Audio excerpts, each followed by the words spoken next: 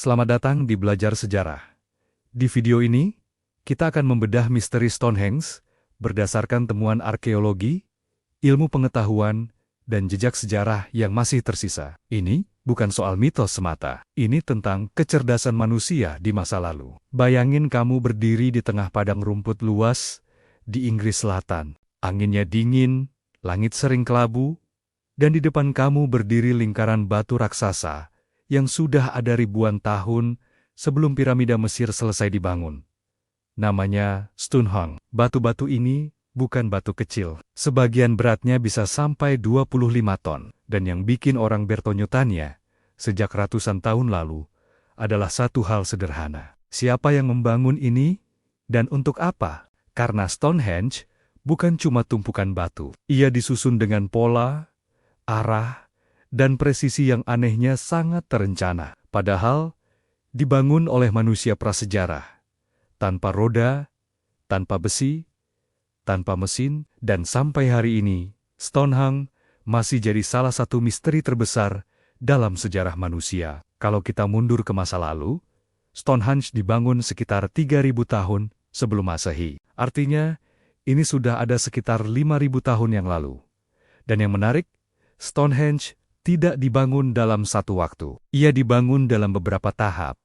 Selama lebih dari 1.500 tahun, generasi demi generasi menambah, mengubah, dan menyusun ulang batu-batu ini. Artinya, tempat ini punya makna yang sangat penting bagi masyarakat saat itu. Tahap awal Stonehenge bahkan belum ada batunya. Yang ada cuma lingkaran tanah dan lubang-lubang yang dikenal sebagai Aubrey Holes, lubang-lubang. Ini kemungkinan besar digunakan untuk ritual, pemakaman, atau penanda spiritual. Baru ratusan tahun kemudian, batu-batu besar mulai didatangkan. Dan disinilah misterinya benar-benar dimulai. Stonehenge tersusun dari dua jenis batu utama, Sarsen Stones dan Blue Stones. Sarsen Stones adalah batu besar yang paling mencolok.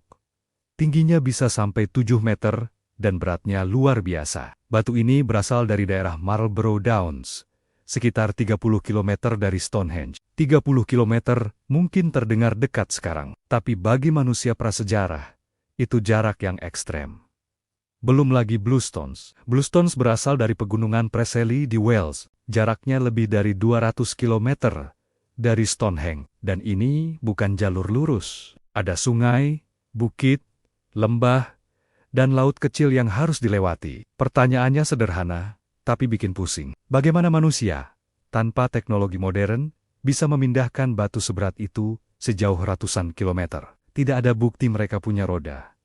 Tidak ada bukti alat logam. Tidak ada mesin. Yang mereka punya cuma kayu, tali, tenaga manusia, dan pengetahuan yang diwariskan secara lisan. Para arkeolog percaya, bata-bata itu dipindahkan menggunakan gelondongan kayu sebagai rol, lalu ditarik bersama-sama. Ada juga teori bahwa mereka memanfaatkan sungai dan rakit untuk sebagian perjalanan. Bukan karena mereka bodoh, justru sebaliknya. Mereka sangat terorganisir. Memindahkan satu batu saja butuh ratusan orang, perencanaan matang, dan koordinasi luar biasa. Artinya, masyarakat yang membangun Stonehenge bukan kelompok kecil nomaden. Mereka adalah komunitas besar dengan struktur sosial, pemimpin, dan tujuan bersama. Lalu, setelah batu-batu itu sampai, tantangan berikutnya muncul. Bagaimana cara mendirikannya? Beberapa batu berdiri tegak. Lalu di atasnya diletakkan batu horizontal. Dan yang bikin kagum, sambungannya tidak asal taruh. Mereka menggunakan teknik sambungan seperti pertukangan kayu, ada tonjolan dan cekungan, agar bata-bata itu saling mengunci. Teknik ini presisi dan jelas direncanakan. Sekarang kita masuk ke pertanyaan paling besar. Untuk apa Stonehenge dibangun selama berabad-abad?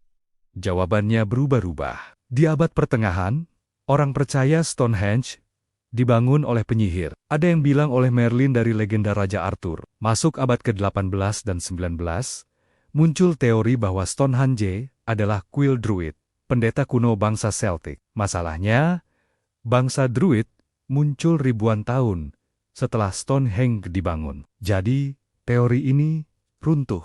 Penelitian modern mulai menunjukkan arah yang lebih masuk akal. Stonehenge punya hubungan kuat dengan matahari. Setiap tanggal titik balik matahari musim panas, matahari terbit tepat di celah tertentu batu Stonehenge. Dan saat titik balik matahari musim dingin, matahari terbenam sejajar dengan susunan batu utama. Ini bukan kebetulan. Ini perhitungan astronomi. Artinya, Stonehenge kemungkinan besar berfungsi sebagai kalender raksasa, penanda waktu, penentu musim tanam, dan panen. Bagi masyarakat agraris, mengetahui kapan musim berubah adalah soal hidup dan mati. Tapi itu belum semua. Di sekitar Stonehenge, ditemukan banyak sisa pemakaman manusia. Tulang-tulang yang menunjukkan tanda penyakit dan cedera. Ini memunculkan teori bahwa Stonehenge juga berfungsi sebagai tempat penyembuhan, semacam pusat ritual kesehatan spiritual. Blue Stones bahkan dipercaya punya kekuatan magis oleh masyarakat saat itu. Mungkin karena asalnya jauh, mungkin karena warnanya berbeda. Orang-orang datang dari jauh, membawa orang sakit, berharap kesembuhan. Stonehenge mungkin adalah rumah sakit spiritual prasejarah. Ada juga teori bahwa Stonehenge adalah simbol persatuan. Blue Stones dari Wales dan Sarsen Stones dari Inggris Selatan mungkin melambangkan penyatuan dua wilayah. Sebuah monumen politik dan budaya. Tempat berkumpulnya berbagai suku. Tempat upacara besar. Bukti arkeologi menunjukkan bahwa ribuan orang datang ke sekitar Stonehenge untuk perayaan musiman. Ada sisa makanan, tulang hewan dan pemukiman sementara. Ini bukan tempat sepi. Ini pusat aktivitas besar. Lalu muncul pertanyaan yang sering bikin orang merinding. Kenapa pembangunannya berhenti? Sekitar 1.500 tahun setelah dimulai, Stonehenge tidak lagi dimodifikasi, tidak dihancurkan, tidak diselesaikan sepenuhnya. Ia ditinggalkan begitu saja. Kemungkinan besar karena perubahan kepercayaan, atau perubahan struktur sosial, atau mungkin Stonehenge sudah menyelesaikan fungsinya. Dan meski zaman berubah, monumen ini tetap berdiri. Ribuan tahun berlalu, bangsa Romawi datang dan pergi, kerajaan Inggris lahir dan berkembang. Teknologi berubah total, tapi Stonehenge tetap ada. Hari ini, kita mungkin tidak tahu pasti satu jawaban tunggal tentang Stonehenge, dan mungkin memang tidak ada satu jawaban.